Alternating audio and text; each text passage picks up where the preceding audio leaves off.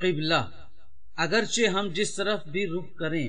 ہمارا رخ خدا کی ہی جانب ہے، لیکن یہ ایک مقدس قانون کے احترام، نظم و ضبط اور اتحاد عمل کا اظہار ہے۔ مومنین کے ایمان و آزمائش کا لحاظ رکھتے ہوئے ابتدا میں اسلام نے برسوں بیت المقدس کو قبلہ بنا رکھا، لیکن ہجرت کے دوسرے سال حکم خدا سے کعبہ قبلہ مسلمین قرار پایا۔ کعبہ جناب ابراہیم کی توحید،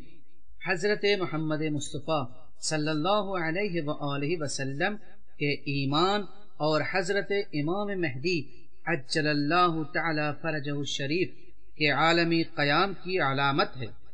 ہم کو نماز میں روبہ قبلہ ہونا چاہیے، میت کی تدفین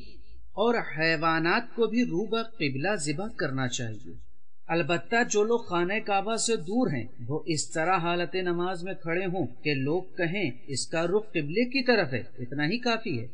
قبلے کی شناخت کے لیے یا ہم خود یقین پیدا کریں یا دو ایسے عادل افراد کی گواہی پر عمل کریں جو واضح علامتوں کے ذریعے قبلے کو پہچانتے ہوں، یا پھر کسی ایک ایسے شخص کے کہنے پر عمل کریں جو علمی قواعد مثلا قبلہ نما وغیرہ کے ذریعے قبلے کا پتہ لگا سکتا ہو، یا پھر انسان اس گمان پر عمل کرے جو مسجدوں کی محراب، مسلمانوں کی قبروں سے یا کسی اور طریقے سے سمت کو حاصل کر سکے۔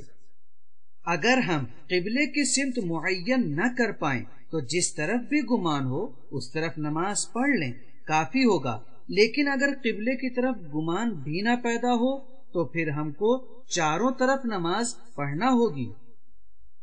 اگر ہم نے بیان شدہ طریقے پر نماز پڑھ لی لیکن بعد میں پتہ چلا کہ نماز قبلے کی طرف نہیں ہوئی تو ہمارا یہ انحراف قبلے سے 90 ڈگری سے کم ہے تو نماز جو پڑھی گئی وہ صحیح ہے،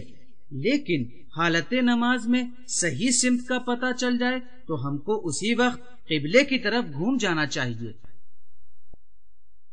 نماز کے علاوہ کسی اور کام میں بھی قبلہ رخ ہونا ضروری ہے؟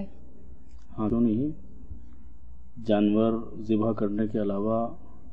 اور بھی بہت سے مستحب کام ہیں جس میں انسان کو چاہیے کہ وہ قبلہ رخ ہو۔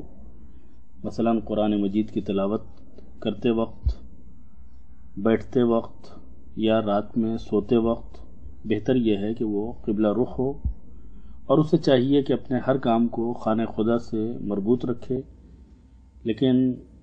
کچھ مقامات ایسے ہیں کہ جہاں پہ قبلہ رخ ہونا یا قبلے کی طرف پیٹ کرنا یہ حرام ہے، جیسے بیت الخلاء میں پیشاب پاخانہ کرتے وقت قبلے کی طرف منہ کر کے بیٹھنا یا پیٹ کر کے بیٹھنا یہ جائز نہیں ہے۔ اور اگر کسی بلڈنگ میں ایسی کوئی سچویشن ہو کہ